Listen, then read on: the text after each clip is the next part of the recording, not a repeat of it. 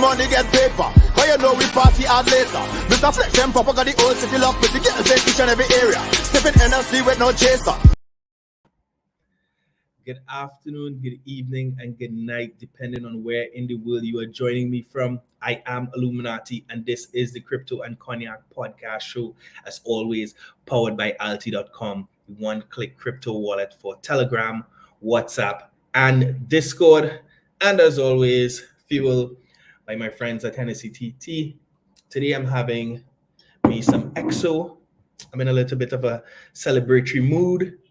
I went shopping for some NFTs just before the show, so I'm really excited with my pickups, and I'm super excited to have a conversation with my buddy Federico Villa, aka Fedi, who is the design lead at Google working on FuchsiaOS and Ambient Computing. He also teaches in the graduate interaction design program at California College of Arts.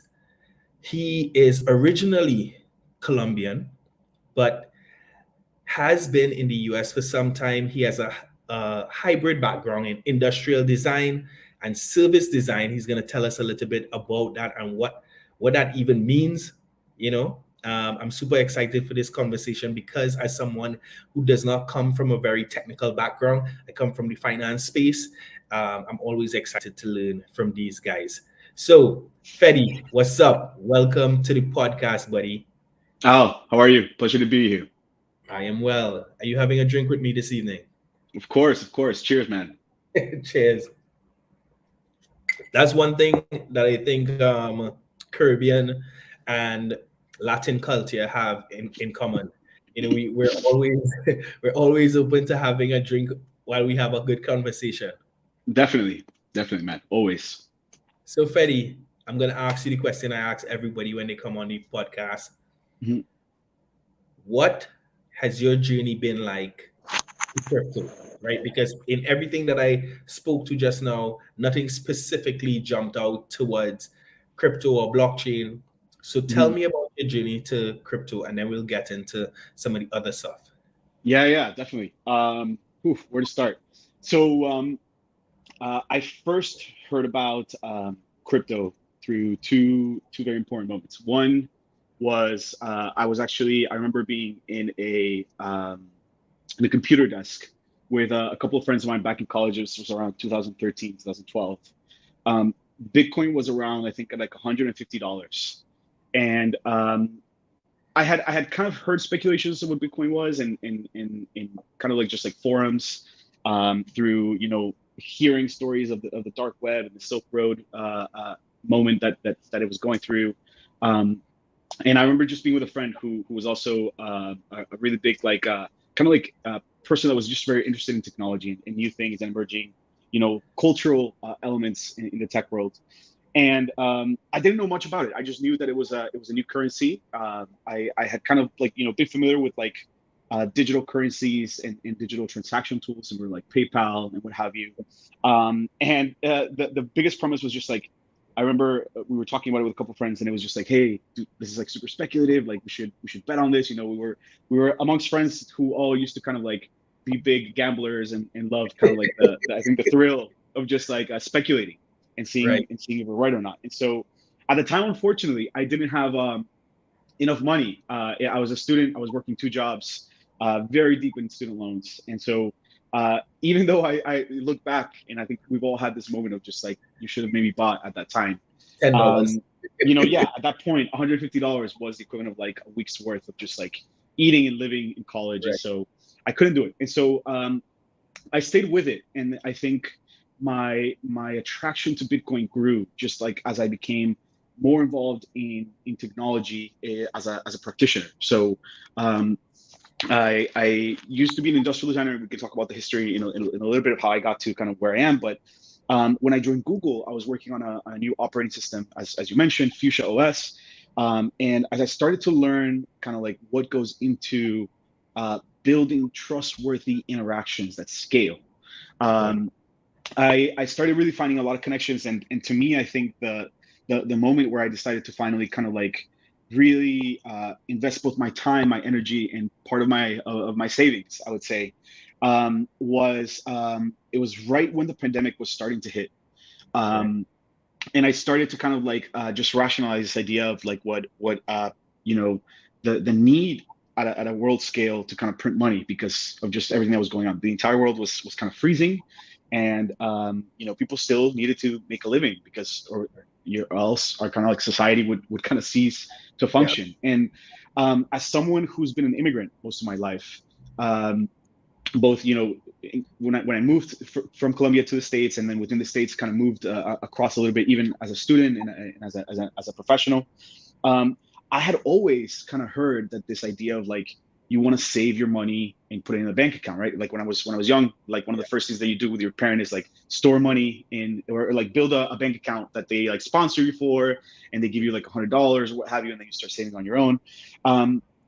But this premise that I had kind of grown into as an immigrant was like we save in dollars because in Colombia the peso traditionally was pretty unstable. Right. And so the dollar was just the father currency of the sort. And so as I started kind of living and growing up in the US, I started saving less money in pesos, more money in dollars. And I started like keeping my dollars because every time at the time when I would go back to Colombia, the peso was 1 to 2. So it was one peso to 2,000, 2,000 pesos to a dollar equivalent. Right. And the crazy thing is like when I started hearing this notion of like the idea that the U.S. government needed to print this money and we were going to go, give these kind of like these payments back to people so they could survive just like this, something at a scale that I think none of us could ever imagine. I started reflecting for some reason about that being being an immigrant, and I was like, wait, like I had never kind of questioned this reason of like what happens if the dollar starts inflating. Like where do you kind of run to? Where do you go to? And so I went on this like crazy philosophical deep dive, like just being like stuck indoors. I would go on these really long walks in San Francisco where I was living at the time, and I just started thinking kind of like what money meant in my life and in my ecosystem, and how I never really understood the concept of money. I was just kind of born in a world where cash existed, and then we moved into checks where we had to like transact and like copy them onto paper with like carbon copies, and then you had to sign the check, and then you had to notarize things, and then we had moved into credit cards, and then I was one of the few Apple Pay users for my family, and so that sort of evolution of technology to become both, I think, more efficient and more optimized, is a story that I think is just inherent in technology and in my passion for technology, being a digital designer. And so during that time, I realized that this premise of how we exchange value and this idea of like that I had in my mind of like my money is now, or has to this day, been stored in the safest place where it can. Right. Began to shift a little bit. And I still believe that, we have a huge privilege of being able to just save in US dollars. Like that's something that I started, as I started kind of expanding just my curious brain across the history and the premise and how different countries, I have friends from all over the world who I speak with on a regular basis. I have friends from Argentina who were seeing their money just like dissolve. I had friends from Venezuela who no longer thought of their money as a utility. Right. And I decided that there was something really interesting to understand, mostly just based on the technology first. I really got really interested in Bitcoin because of like the premise of exchanging value. But when I contextualized that in society, I started realizing that like there is something to say about something where no one has a majority say in. And Yeah. so as I started thinking of like, and I did a ton of academic reading. I think I would just like scour like papers and blogs from like very celebrated economists. And there was this premise that was always painted, which was like, we are now faced with an opportunity to kind of choose between two worlds. One where you don't get to choose what happens, but a few people make the decision for you, and that's where we elect people to office, and they make better decisions. But there might come a time where maybe you don't agree with those people for many reasons. I am a benevolent thinker. I think they always mean well. I think human nature is a positive force in the world and a benevolent force in the world. You're such a lovely person. And but there was an element where I was like, what if like those people maybe aren't making the right decision, even if they don't know, like they can't foresee the thing. And so the second point of view that was presented was, you can choose to live in a world where like rules are above rulers. And so this premise that even the rulers themselves cannot alter what has been set in stone by the majority. And rules above rulers, you said. Rules above rulers, yes. And so at that point, I think Bitcoin was around. I think I bought my first little bucks in Bitcoin when it was around 10,000. I think it was the first time. And then I became really enamored by it because like I started kind of testing the utility of it, and I was like, okay, so if this thing is something that feels like money, let me understand what it is. And then I uncovered the technical element, which is just really math. And I started understanding how like, when we transact in a bank or like in a coffee shop or wherever we go, there's these bigger organizations that are crediting each other. And like when I see the extract of money on my bank account, it's not really that my money has been pulled away yet or the credit has been issued, but it's just like there's a 3 to 5 day gap, and that was like state of the art at the time. And I was like, okay, let me try and like use this. And so I used to live in San Francisco at the time, and I would actually I had like, there was both a place that had a Bitcoin ATM as well as like a grocery store that accepted it. And one day I just went with like my Square Cash app, and I decided to pay, through the Cash app itself. Like I sold a little bit of Bitcoin, paid with my debit card, it worked. There was another time that I tried to take out money. There was another time where I tried to like debit money inside, or deposit money, and it all worked.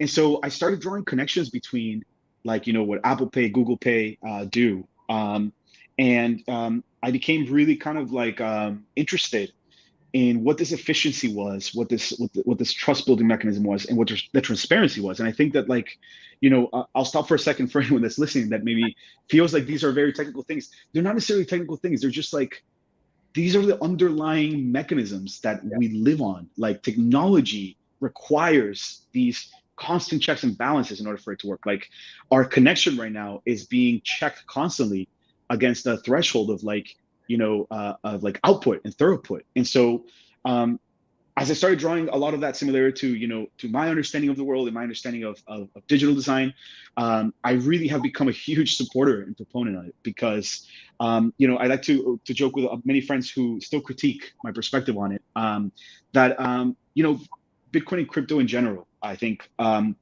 a certain extent, parts of crypto, because I don't know much about many of the coins that are out. And I definitely think that the culture needs to evolve in maturity in both. I think the nature of enabling new people to come into the industry, but like, I always tell them that like, Bitcoin specifically, which is the one that I feel most in support of, it doesn't care about me. It doesn't care about you.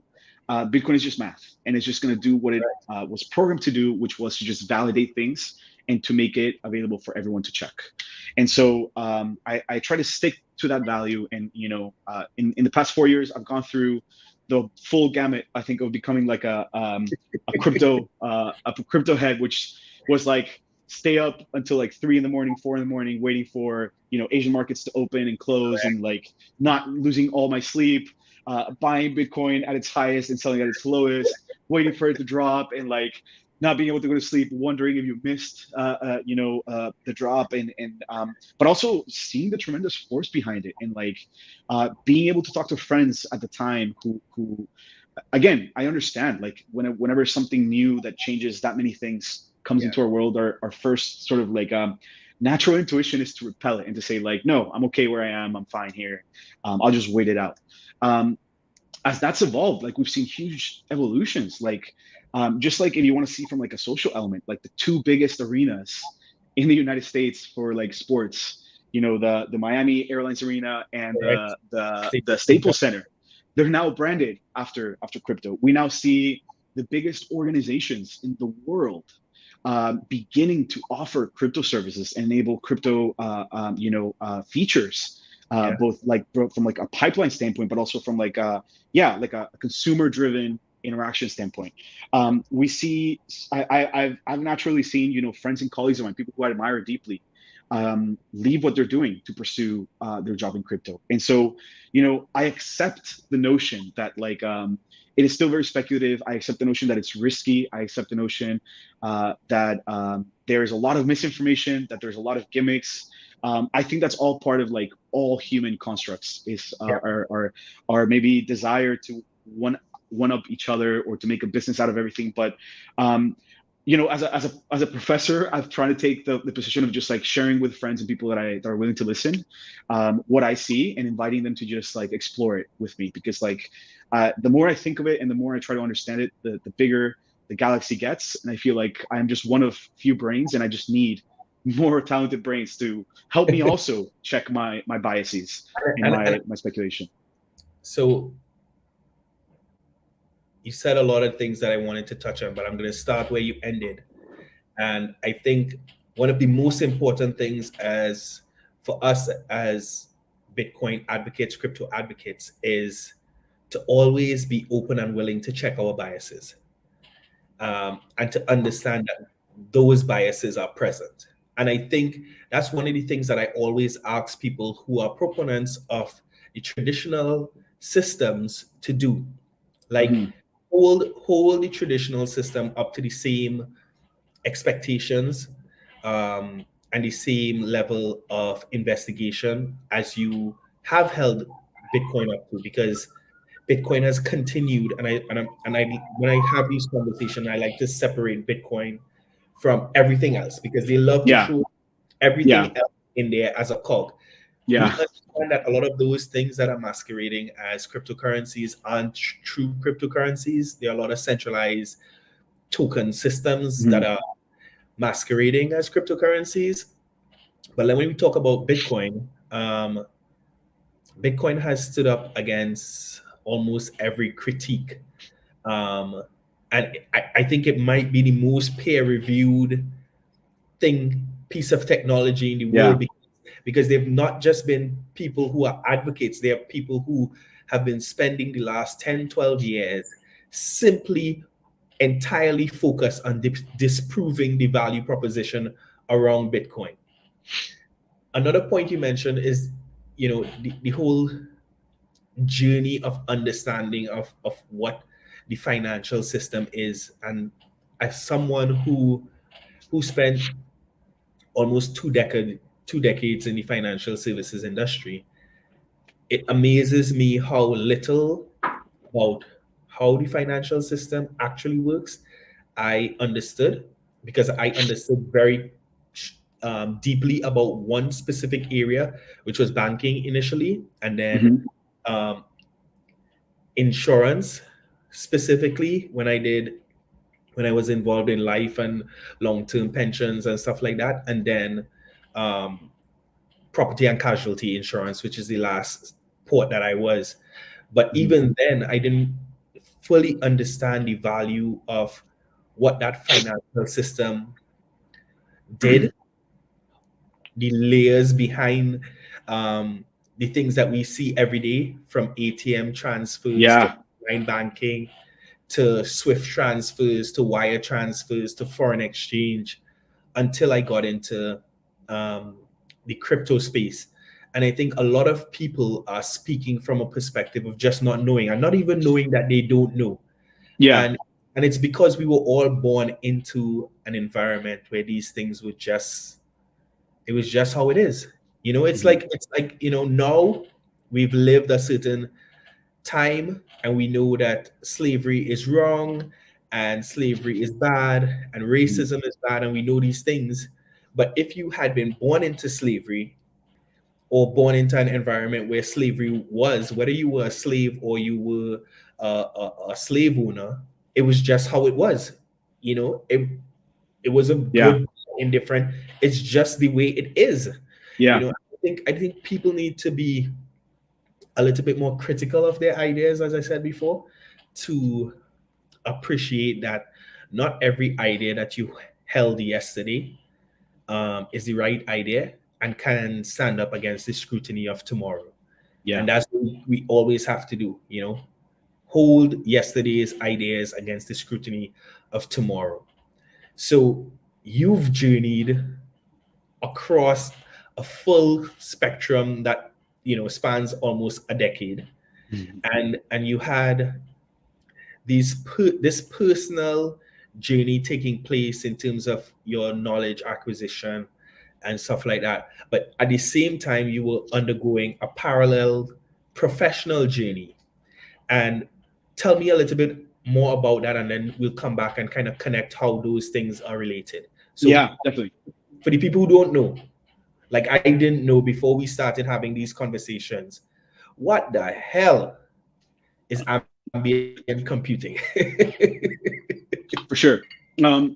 It's actually not a new term. It was a term that was actually coined, in the era of the Xerox PARC, which was one of the first computers that came out. And so, if you'll indulge me for a second, I'll just quickly give you a brief kind of context into how we got to this world of where ambient computing and Fuchsia can live. And so, if you think about the history of computers used to take up entire rooms.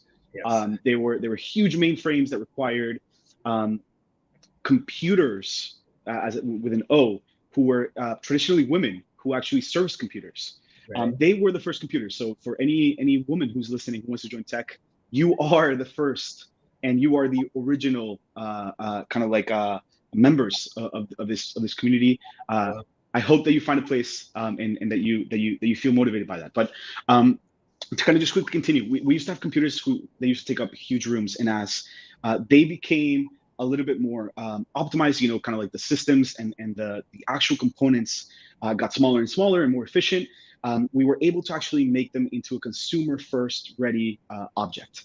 And that's when we created like the desktop. When we get into the desktop, we actually get a localized compute system. And then slowly that has begun to evolve into, laptops, into, we have the first mobile phone. We then have, iPads, we have smart displays, we have the Google Home Hubs, we have Google speakers, we have Google Assistants. And so if you kind of lay this on a timeline and you see going from like mainframes to a little device, or like even, the headphones that we're using that are battery powered, Bluetooth powered, and have a assistance capability in it. We see that compute has actually exploded in both the way that we interact with it, what we call like kind of like multi-modality or multi-input, which means that I can use not only a keyboard, a trackpad, but I can use, I can point to things, I can talk to things, I can look at them, I can move across space and tap on them, or perhaps I don't need to input the same sort of like words or actions, but I can like do gestures, or I can cue specific abilities to happen. That takes us to a world where compute has kind of exploded. And so in this proliferation of devices, we see an opportunity where there's just a lot of isolation of utility and of context. And so, for example, when you do something on one computer and then you move on to your iPad or to a different device, it kind of loses that context, and you kind of have to recreate it. And the second thing that I think is really important in this world to remember is that like people still have to upkeep and maintain these systems. Like this is what most of us suffer with, which is like we have to manage passwords, we have to do updates, we have to check for vulnerabilities, especially if you're in crypto. And so ambient computing is essentially kind of like this vision of a world that some of the original kind of like architects of computers imagined, which was a world where technology and the efficiency of technology and the utility that it brings is so capable that it actually blends into our environment and disappears. And it actually blends into the background, enabling us to actually like pursue these goals and live a life that is a little bit more rich, and that maybe requires less of this constant maintenance and this constant recontextualizing that we have to do currently. And so ambient computing is essentially that vision. It's a vision of a world where technology really recedes into the background and devices kind of talk to each other. They share context, they share information, and they enable us to kind of resume what we're doing and actually like, I think find pleasure and satisfaction in doing what we're doing right now, which is like you and I are just having a conversation, but there's like a huge amount of things that are being kind of like in place and functioning really effectively for us to be able to do this. Me being in New York, you being in Trinidad, across a multitude of just geographic and technical, I think, obstacles. And so, yeah, this world is a world that, it's ever since I joined Google, first working on Fuchsia, and now kind of like leading the charge in the ambient world, is kind of like, I think it's a speculative bet, but it is something that is starting to, I think, show a lot of promise, and not only promise from like Google side, but even from our partners. And there's even like a ton of collaboration that is starting to happen. So for example, like there's a Matter protocol that is called, that was created in partnership, with many companies, big tech companies, to create some standards for like smart home integrations. We are now seeing also collaboration that we're doing with different companies to hopefully get rid of passwords. Where imagine like a world where you might not need a password, and you just kind of like, if you have two devices that have authenticated you, you can just confirm on one device, or with your wearable, you can just confirm your identity. And so, yeah, for anyone who's kind of like looking for the quick TLDR, ambient computing is essentially a perspective in which all your devices are kind of working together in orchestration, and you can move across them and through them, as well as use them in a variety of ways that allow you to kind of like take information and exchange value with the least amount of friction possible. And Fuchsia is a capability-based operating system that we've been building from the ground up for many years now, and it has finally come out in production. And so like all the smart home assistants, like the home hubs that we have, I think most of them by now are running some version of FuchsiaOS. And so I think it's definitely a first chapter in a very, very long story that many of us have been working for many years on. And yeah, it's super exciting to see it begin to come out. It's super exciting to see people start benefiting from it. And I think we're just starting to lay the groundwork, I think, in many ways, to how like I think we see the crypto world being such an early stage. Yeah, and so super exciting to work on it. It's taken most of my time. It's been the longest that I've ever worked on a project. It's been the longest that I've ever worked in a company. And to this day, I'm still really kind of like passionate about it and really curious about it. All right, so a couple of things, right? So one, ambient computing has to do with almost a seamless interaction of devices and the human, right? Mm-hmm. So the person and its devices. Google is not traditionally known for its devices. So is it something that you guys are moving towards in terms of Google producing more of their own devices? Is Fuchsia going to be able to be integrated into some of the devices that we've grown very used to, like Android and Chrome? iPhone? Yeah. How is that intended to work in terms of the rollout? And then I have a bigger question. Okay, great. So I will preface this, and maybe we should have said this in the beginning of our conversation. Everything that I say is personal opinion. It is all speculation. This is a completely, I think, speculative space that we're discussing. And so everything is personal opinion. It by no means represents, I think, Google, or represents ideas that we're working on. There's a few limited things that I can say, just because a lot of it is still, I think, under NDA. What I can tell you is that Google is very excited about that opportunity, and as a company that I think this is one of the things that actually drew me to work at Google when I was exploring the opportunity, is just the mission. The mission of Google is to make the world's information universally accessible and usable by anyone. And so if you think about like if information lives across a confluence of contexts and situations, it is Google's mission to enliven that and make it the best experience possible. And so I think there are some really exciting things. I think at the latest Google I/O and hardware event that we spoke to, or that that Google just had, we launched a new watch. We're launching a new device that is coming later this year, and there's definitely a lot of more exciting things in the pipeline. I think we also spoke to these new kind of like glasses that we're working on that allow you to kind of like translate information as it comes in live format. And so there's a ton of explorations that we do all the time. And so yeah, I would say that like I would say like stay tuned, and definitely like read the forums and explore like all the resources that Google definitely offers. But it is an area I think that yeah, there's just a ton of opportunity, and especially as you look into the space of like for example, digital assistants, which Google has an incredible one. Is one that I turn to all the time. I'm a big Android user and a fan of it. There's a ton of like opportunity and undiscovered space that I think we still have to kind of like lay the groundwork for. But it's super exciting. I think just like the premise that we could speak to an assistant and tell it to turn on our lights, or when we say goodnight, for it to understand who said goodnight and cue a task.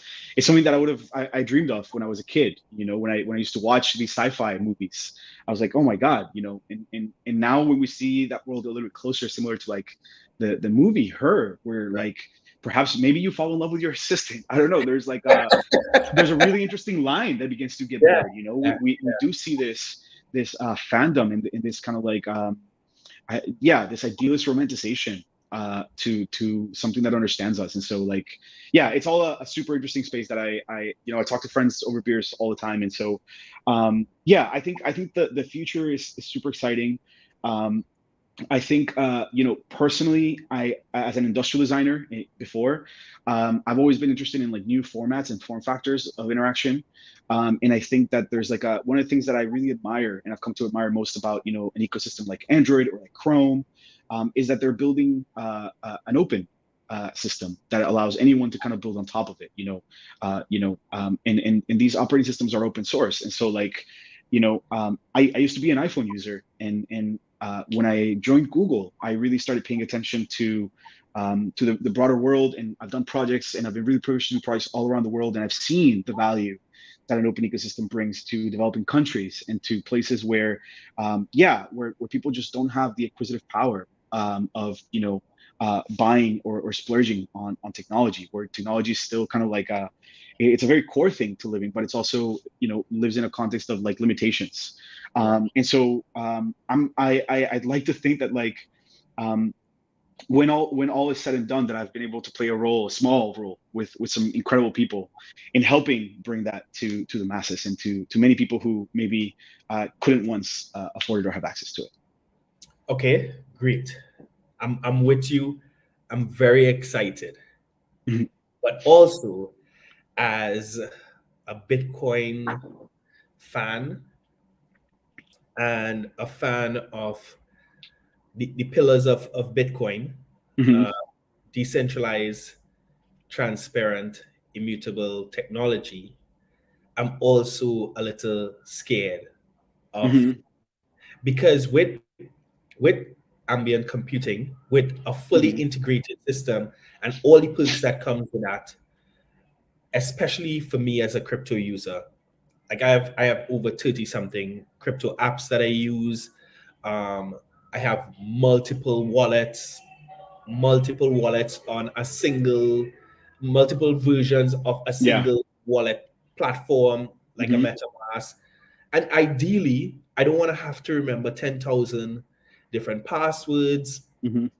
I don't want to have to remember 10,000 different seed phrases. I want to be able to flow from one of my accounts into the next account seamlessly. But I'm also terrified of, if one device is compromised, what happens to all my information that is Mm-hmm. integrated with that information. And it's one thing to have the lights in your home hacked, but when we're talking about your financial Yeah. safety, Yeah. for me, that's something that is very, very scary. And then to add one other element to that, and you could answer or don't answer depending on if you want to answer as Fedi or can answer as Fedi, or Federico, who works for Google. But Yeah.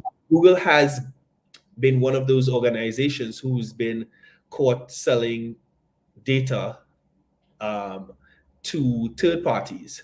So how are we supposed to feel about this new opportunity? Because I don't think we should run from technology. Mhm. But how do we ensure that this technology is going to be used always for the betterment of humanity, and that characters with nefarious intentions aren't going to hijack this infrastructure, this technology, and use it for their own evil means? Yeah, definitely. So I will answer this uh, as Federico the person, and I will preface it by first telling you that I personally believe that like all systems, and like I will use an analogy that actually came from a story that when I had just joined Google. We were working on on Fuchsia. We had a huge all hands meeting, and we were having some discussions as to some things that we were having some challenges by, and kind of like one of the VPs at the time kind of got up on the microphone in front of like hundreds of people, and he said something that really stuck with me, which was that a great operating system, not like necessarily like the technological description of it, but like a system of operation, Right. does not fail quietly. And so a great system actually brings to the forefront the problems, and it does it so gracefully in such a way that like you can catch it, you can edit it or patch it or fix it or address it and move forward. And the thing that I felt so beautiful about it was like here I was working on an operating system, but also um, I found a lot of similarities with like how we see each other as a society, as a community, as even like interpersonal relationships, how you raise problems Right. in your love life with your partner, and how you choose to address them. And so I think that one of the most important things to remember around this element of accountability, first is an element of transparency and trust, and second Yeah. is trust. So the first one, transparency, which I think like, Bitcoin specifically does a great job, is just like making public the ledger and showing the transactions that are happening. Right. And when I think of it, as we begin to kind of like look and continue to trust many companies that I think we turn to for many things, big tech companies that do excellent work, Google being one of them. Um, One thing that I think we need to do is kind of like is to speak up, to point out when we think things are not done right. And I can tell you this with wholehearted, you know, um, personal, I think, lived experience, is that I have seen discussions happen in a very deep level because someone raised something that uh, maybe it was being treated in a certain way or done a certain way, but also maybe it could have been an oversight, and Right. teams stopped and reassessed and reconsidered this. And so I think an element of that is just accountability with like the organizations that we pay services to, the people that we serve, the institutions and the communities that we work under and that we help to support. And part of that is just kind of like Google has, I think, this thing called the three respects. Respect the user, respect each other, and respect the opportunity. And if at any moment you kind of see something being done that isn't doing that, you can actually elevate that and escalate that and have a conversation about it. And so I think I know I can't predict the future. I can't predict what will happen. I think all systems are supported and defined by the people that make them real. Right. And so I don't know what can happen, but what I do think we can do is just kind of like remember why we love the internet so much, and it is because we can freely share information. We can build trust just through proving that we know what we know, or showing and sharing with each other.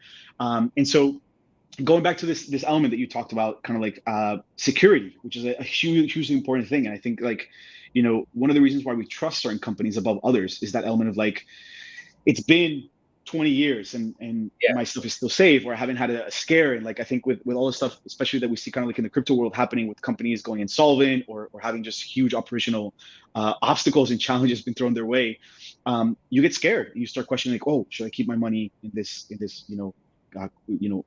hot wallet? Should I keep it in the service? Or like, what am I doing with like this idea of staking, which I have a dissenting opinion on.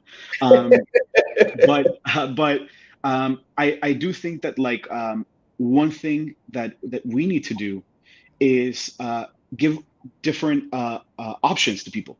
So for example, like one thing that I thought was like really is a great thing as I started to like think about crypto and Bitcoin, and as I was talking to like my parents about it, as I've been trying to introduce it to them, I was having a great discussion with my dad, I think a couple of weeks back, and he started relating it to how I was telling him about this idea of multi-sigs because I was like, getting a cold wallet kind of like set up for them, and showing them kind of like, if something happens to me, here's how you do it.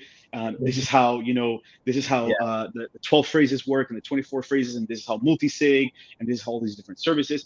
And as I was talking to him about it, even though granted the terminology is still difficult to kind of like transmit in a like conversational format, I would say, he did find patterns, and he was like, oh, like I remember when I was telling him about this idea of like multi-sig, which is like you need kind of like you get two entities, you give them partial keys, and then only when they come together can they unify the whole. He was like, oh, that used to happen with with checks and with credit with some payments before, where like you needed two people to confirm their identity. And so like the metaphors have always kind of been there, and I think that like with this ability to give people optionality to things and transparency, but also with a huge element of education, like I think that is the way to go. Like I think that like if we all feel scared of something, it's for two reasons. One, we don't understand it well enough that we can describe it. This is like Richard Feynman, which is a great philosopher and hero of mine. For anyone that hasn't read up on him, definitely read up on him, and I give credit to my brother for introducing him to me. His perspective was like, if you can't describe it to a 5-year-old, you don't understand the element yet. So that's number one, like definitely be able to describe it. But number two is that there should be multiple ways of doing something, and there should and like you should always be checking if you're doing it in the safest way. So for example, like I had a close friend who actually just got she got hacked, she got her identity stolen, she also lost her phone, and so like all of her like digital life was thrown in disarray. And I've actually gone through that, where like I lost my phone once, and it was the only 2-factor authentication device that I had, and so I couldn't even contact the Lyft or the Uber driver because I had to log into my Gmail, and the Gmail was 2-factor authenticated. And so a disclaimer, I would say, everyone get yourself a little a 2-factor authentication device, download Google Authenticator or some a digital authenticator that you can trust, save your passwords, but also kind of like share that process with each other. I think very much so how I think this is really funny, I'm gonna say, but it's like I was reading this article that talked about how like many people in the world are having like long COVID effects, but like no one talks about it, and so you think no one has it, but deep down inside there's many people that we know who are suffering it. I think the same happens with like security in this new digital world, and even like the world of crypto. It's like we all have the same questions and the same insecurities, but we all present this like this perspective and this bravado of like, oh, I know how it is. And so like I still to this day, like I ask my friends who are close, and some might be listening, is like, are you storing these things the right way? Do you need any help? Like I can share with you kind of like how I'm doing it. And even I have these fears. But I think we just need to kind of like find a metaphorical way of connecting it to past ways that these things have been done and have been prevented, and like just provide people opportunity and optionality in everything. And so with everything, I think there should be both one direct way of doing it that sacrifice a little bit of security for the benefit of optimization or efficiency, but there should definitely be the long road that you can take where like it's plugs off the wall, like I am taking this there, and if you see me and you see my identity validated, it is me. And so thinking a little bit more speculatively into the future, I think that there's like a huge opportunity for us to kind of take how we validate social currency. Like if you know me and you know who I am and you know what I've done, you can vouch for my identity. And so like how does that look like in a world where like you might lose something and you need a multiple amount of people to validate that for you? And so I think there's definitely some projects in the crypto world who are trying to do that. I think Cardano and what Cardano is doing with like with trying identities in Africa for like students and communities. I think it's an incredible thing that like doing a little bit of work in Africa for a very small period of time, but like it was a time where I got to see these needs that I think many of us in the first world don't really kind of like understand are really important to communities. Yeah, I mean, and I think that goes back to what you were saying about your initial journey into crypto. I think a lot of us in the Western society don't value what crypto brings to the table because we have access to this stable US currency and like Trinidad and Tobago, our dollar has been pegged to the US dollar for a Mhm. long time. So Mhm. whatever happens with the US happens with us. We don't have as much access to it, but we still have the benefit of its stability. So it's very different to our closest neighbors, Venezuela, who've seen their currency get, you know, Yeah. implode. Yeah. Argentina implode, Zimbabwe implode, Yeah. Sri Lanka recently see their currency implode. And, that's a good point about, that's why we need to have access to different communities of people to have access to their experience and the knowledge around their experience as well. Yeah. What I would Yeah. say is that what gives me a little bit of confidence is having people like yourself um, at these organizations who are believers in or advocates for that, I would say, Bitcoin culture of things, that decentralized, transparent, um, almost peer reviewed, open source way of doing things. And I expect you, Fetty, to hold Google accountable. Hold accountable. Hold us accountable. I think that Hold, is that's the best thing you can do. yeah, I mean, hold your colleagues accountable, hold your organization accountable. But apart from the elements that create fear for us, like Mhm. what are some of the ways that you see crypto and ambient computing being able to work seamlessly to help our lives be a lot more enriched and Yeah. almost run on autopilot so that we can Yeah. enjoy life? Yeah. Definitely. So, yeah, oof, it's a very rich question. I'm trying to like piece apart like how I can answer it. So one thing that I will say is I think, and again, speaking personally, Federico as a creative in person, by no Very means well. representative of anything. Yeah. Um, I think that the goal and the purpose of technology should never be to kind of override the human, but actually to just like function in service of. So like always checking with the user that that's what they want to do and how do they want to do it, and for the user to always have the final say in confirming that that is effectively what they want to be done. Um, I think that like where we are going now, we are going to a place where um, I've been reading a couple of like really interesting you know uh, posts lately that talk about like what happens after the information age. And it's this element where we now have to make these like very important choices, but also with this proliferation or this sort of liberation of like you can do things in so many different ways. You get to choose your kind of Yeah. like type of phone you want and what screen and what size, and if you want a computer with 2 speakers or 4, or you want to hook up like the entire house, in a physical world.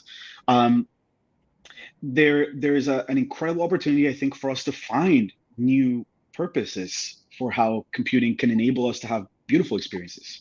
So, for example, if I think of like, I'll start with like some physical things, and then we'll go into services and even like I think systems in general. So, like when I think of experiences, I'm like, you know, how awesome would it be if like we could create a concert within a community where like everyone brings their devices and we all connect them together and we create like a huge concert in the park or something. That would be incredible.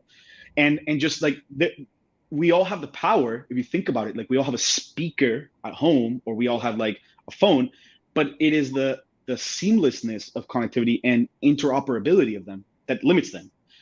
In a world where some of these technologies are true or could be true, that should effectively be something that is not so unreasonable to think of.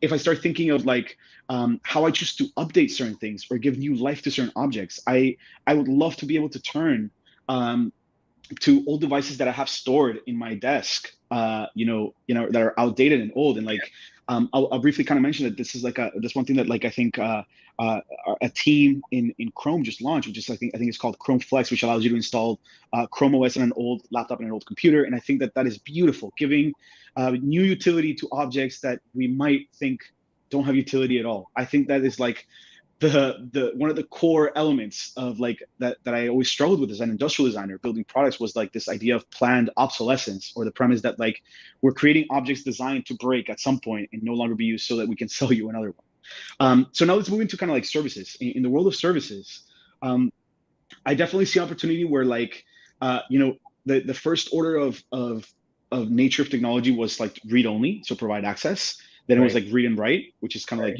going Web 1, Web 2, Web 3. The third level is kind of read, write, and own. And I would say the fourth level is just like be able to fuse and morph and evolve, or like literally kind of like transform it into something that like could effectively kind of adapt on its own based on the context that it surrounds itself. And so I see us being able to come together as communities and be able to build services where maybe technically we didn't know how to before. And so like I'll quickly just kind of mention, this is like the story of the no code world, or in the technical world of kind of like product history, it's called the WYSIWYG. What you see is what you get, which was like when we had before in the world of the Xerox PARC kind of devices, where we went from like mainframes to desktop computers, we used to have like green lines of text and code that used to appear, and like no one understood it. And so we had to create these metaphors, and we created these metaphors of like windows and like the cursor and drag and drop. And so I think that like what the evolution of these technologies will enable us to do is like allow anyone, a young person, a student, a son, or any of us who might be interested in building like a next gen service, to be able to just like find all these separate parts of things that already work really well and have been like tailored to be incredibly efficient, and just plug them together and say like, I want to create a pizza shop that every time that you buy pizza, I don't know, it shoots something out of like somewhere, or it paints a picture with a robot. And like that may be, or it may seem super fantastical, but what if it works? And what if like we start buying art from this robot that like makes art every time I buy pizza? And so like there's a beauty in letting our imagination kind of run free, and removing kind of like the inherent limitations. I think that both you and I, being I think people who weren't born in the first world and who've always like kind of like been on this endless pursuit of like finding things, and the internet I think has been a huge conduit of that. I think of like my younger self, and I'm like, oh man, if I had what everyone has now, it would be incredible. Like it unlocks so much. But one thing that I will say is very important for all the young listeners out there listening is to not be overwhelmed by the endless opportunity, and to actually root it in like a sense of outcome that you want, or like a benefit that you want to create for the world. So like, what is that impact that you want to leave? What is that community that you want to serve in? Like, start anchoring your crazy ideas around there. Because I think ego can get in the way and take us into like us wanting to be considered or highlighted as the finders and the creators. And I've always found that the benefit is to leave something for those behind us, or to fix a problem that we just like don't think could fix. And do you see crypto only serving as facilitating a new economy around that 3.54 Web 4 level, or do you see some of the technology elements of crypto actually playing a more active role in delivering some of those benefits? Yeah. Oof. Yeah. So Al, just to confirm, you're asking like, do I see crypto as being kind of like the underlayer of that kind of like futuristic, or it being like a more front and center consumer facing thing? Yeah, I mean, is it just the money? Is it just the money side? Is it just helping to monetize all these different experiences, or is it operating from a more technological stance, where we're seeing some of these things living in a space where it's decentralized, or totally. it's autonomous, or Totally. or it's fully transparent, where there is a blockchain attached, and we could see everybody who has purchased that pizza, Yeah. transaction that outputs that piece of art is totally. You know what I mean? Totally. So I think like 100% yes, as a currency or store value, just because and this is something that took me a really long time to understand, but it's a very simple concept that is like, money has always been technology, and money is the one technology that has been universal, almost as universal as language. Language being also a technology. Right. Like when I tell you, like, imagine something like orange, the fact that you and I know exactly what an orange looks like, and you can literally draw it after I said the word orange, it's an incredible innovation of just like human marvel. So I think like definitely currency and money, the transaction of value, and like the saleability that it has, that it guarantees you that like the dollar today is the dollar tomorrow, and like you can buy the same, cheeseburger at McDonald's. 100%. The function is there. Like that's the base element. I do think that like as we start seeing kind of like rules govern even complex decision making and function in a way that is kind of like is deterministic, but also kind of like uninhibitable by changes or subtle like decision making that you want something to suddenly work a different way, will force us to kind of like, I think, contend with our own personal evil. But what I think it will do is like it'll definitely take a life of its own, where like I could definitely see I can definitely see a lot of humanity be educated around this, and like and for us to begin to kind of like reconcile our relationship with, like, for example, like destroying the environment, and realizing that like it's not like this is the only way we can do it. Now, like if enough people get together and formulate this community, and like if we are outspoken enough that we can actually kind of like transmit that future benefit to that many people, or the opportunity of it, I think kind of crypto's general kind of premise is to empower kind of like everyone equally, and for all of us to kind of learn together, but also that when we all say we're going to do something, it gets done. It can definitely I have a feeling like it's going to have like some very long lasting effects that like we can't even comprehend yet. But like when we think of even like, for example, I'll go to sci-fi for a second. Like when we think of stories where computers maintain the security of all of us, and sometimes in these science fiction worlds even destroy us because they realize that we are the bad or the destroying. we're the root extractor of that world. I do think that like this world, and also the people who are building towards it, and the people who are like representing it, really do stand to benefit, I think, for doing it right. And I that's where like I think a lot of the criticism of crypto is born in, which is like there's a lot of get rich quick schemes, and there's a lot of people who are selling misinformation, and it's still very much like very early days internet. I think like I've become really interested in like the stories of the internet back then, and even like car companies back then, where there used to be like 9,000 car companies, and now all of a sudden there were like 10 or 5, and how in the internet world like you used to have all these weird websites that used to do all these random things. Some of them made it, some of them made it, but others just like failed. And I think we all learned that as a result. Like one thing that I talk to many of my students, that I tell them is like, I think one of the beauties of a platform, for example, like Twitter, is that we kind of like, when you give everyone a voice and an equal platform to speak their mind and to see each other, we now all learn at once. And that is like, as damaging as it has proven to be, because we've experienced it, with like certain politicians saying things that hurt all of us, and like psychologically, I think, impair us in ways that like is harmful to all of us, to our identities, to our cultures, to our our gender, and what have you. We all become aware and awakened by this, and we're like, wow, there are still, for better or worse, people that believe in this. Some who have just been born into it and have just been indoctrinated to it. Others who mean to do nefarious things with it and benefit from it. That exposure to me is ground level, and like I think that in that same way, as hard as it'll be, and for all the losses that I hope we don't incur as a community in the crypto world, I think we're all going to learn. And I think that, for example, like what we're going through right now with this bear market in this winter, is many of us are kind of like having to contend with the reality that like not everything was rosy and butterflies and like, oh, we're gonna ride it to millionaire. It's challenging many people to the core. I've been shaken to my core. You know, like right now, I've invested a good amount of money, and don't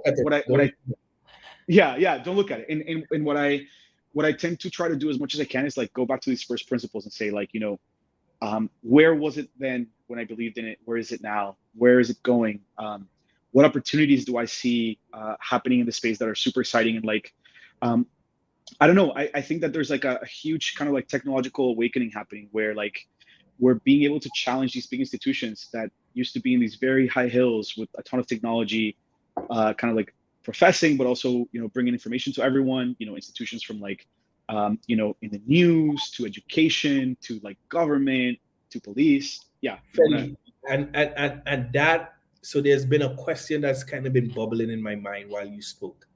And I think now is the right time, even though we've crossed the hour, we need to keep going. And I'm going to let you leave your Crypto Caribbean tip soon. But as you talk about those institutions in the hills, which industries, which institutions do you think are going to be most disrupted by this new technology of not just crypto, but it in collaboration with ambient computing, with this ecosystem that is going to work together? Who do you see being most disrupted? Who do you see, if they're not able to adapt, are going to be left behind? Like the 90 car companies that no longer exist, like the Blockbusters, like the BlackBerry phones. Yeah. Who do you think gets I have a few, but there's one that comes to mind the most, and it's one that's also really close to my heart, and it's one of the reasons why I do it. And it's like I've gone very deep in the rabbit hole. Just sorry, I finished my beer. In thinking about it, and I do think it is education, and this is why there's a lot that I want to say, but you know, in a quick format, because I know we just crossed the hour. Education is transmitted by people that know something or have learned something by experience. This traditionally was left up to a geographic location where it was where education lived, or like where the people lived and were. We've seen that evolve through even just the challenging of like encyclopedias. Encyclopedias used to be this huge amount of books that I need to own in the library. It then became a CD. It's now Wikipedia. It's now the internet. So location has been completely ripped out of that. But also the thing that has happened is the educators, the people who are passing on this information, have also evolved. I am one of those. So I became a professor when I was, when I was 27. I became a graduate professor. I didn't have a master's degree. Someone took a chance on me. I shouldn't have been necessarily a professor, but I became one because I just wanted to help and give back and right some wrongs that I felt like I had been taught. Many students of mine have learned a ton in my class. I don't know if it's just by me or like a confluence of many people that have helped me, but like they found success, and I myself have started to have to contend with like this idea of when I start looking for help and for advice, do I go to the highest order of truth, or do I find the person that I think can deliver it to me in the best way and in a way that is a lived experience? And so as I see this development happen, and I've even lived it, like actually physically living in like San Francisco and seeing how COVID reshaped the entire order of like Silicon Valley and funding and VC funds and all of that. I do think education will be disrupted, and those that do not adapt and those that are not flexible enough to enable people who have found value in information and things that are worth preserving to actually speak their mind and to give them an opportunity and a platform to do that in a healthy and trustworthy way will stand to lose. I do think that there is too many organizations who are hiding under direct light and also help from big institutions, claiming to be, places or oases where we learn and we're thinking their best knowledge. But they're charging us exorbitant amount of money. Many of us, which have already validated that was not necessarily what it was. What was valuable was that I was able to connect with a lot of people who were different, who were from different places, who had a shared idea. I think there's multiple ways of doing that, and I think education is definitely a place where, like, I think a lot of disruption is already happening and will continue to happen. And I think we will also have to contend with that. It's like what happens when, like, the MITs and the Harvards and all these places have equals that are just a bunch of people who have done things. And, like, for example, many tech companies don't hire anymore based on, like, asking for a degree. You can apply to college without necessarily having gone to schools. There's universities that are now giving you an opportunity to study it. You can learn without having gone to school. Many people have learned amazing things from YouTube. You've been hired at companies for just proposing in a prototype and doing this. So, like, there's a ton of disruption, and I'm so excited about it, and I'm hoping to play a role in preserving that and passing it on. I think in the crypto space, that is maybe more evident than other traditional environments, because in crypto, it's not about, you know, what your resume says, what you've done before. Because this space is so new, it's like, what can you deliver? So it removes us from this kind of I have this telling me to now showing you. This validated statement of what I can do, as compared to me actually showing you what I can do. And I feel like that is a great segue for you to jump in and give us the Crypto Caribbean TV tips, and maybe speak to somebody who's getting involved in the space, maybe as an industrial designer, maybe as, you know, somebody in the tech space, somebody getting into crypto. What would you say to them as a one piece of advice? I'll give you 2 seconds to think about it while I play the drop.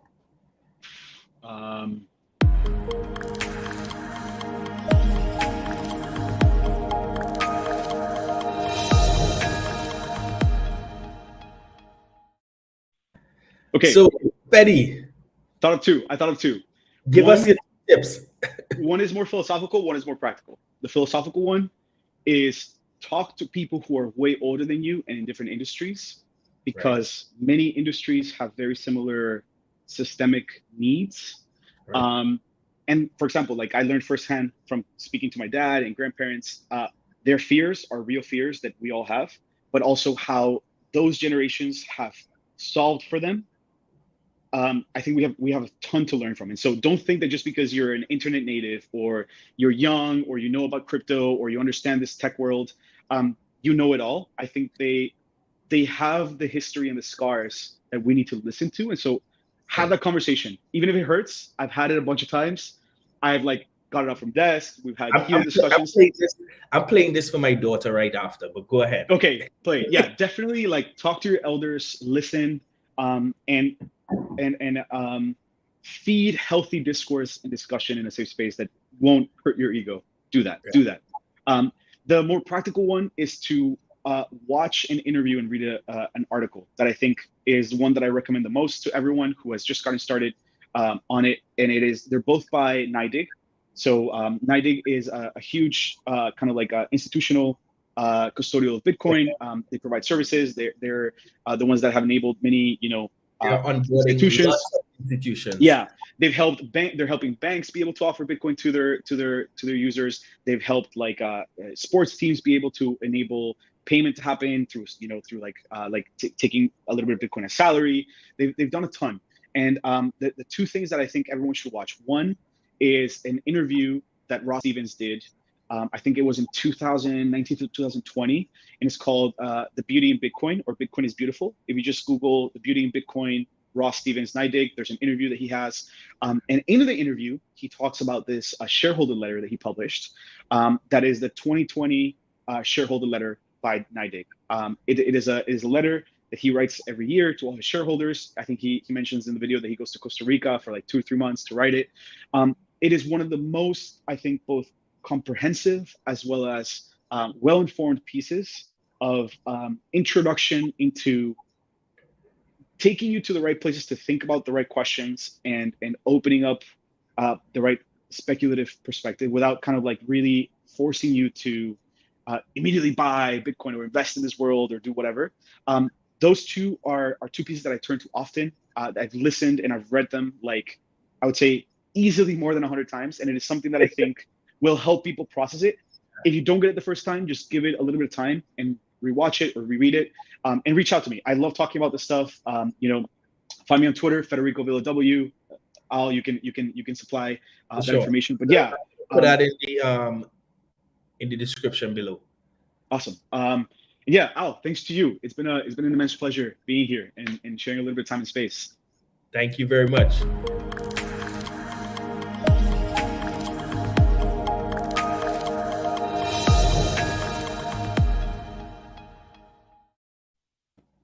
So, Fedi, I know you would have just dropped your Twitter, but for those who may have missed it, give us all your contact information, shout out whoever you want to shout out, and give us your last bit of nuggets before you. Yeah. Yeah, totally. So find me on Twitter, Federico Villa W. I have the same sort of name and hashtag for everything. If you want to find me on LinkedIn, Federico Villa. Write me an email, same at gmail.com.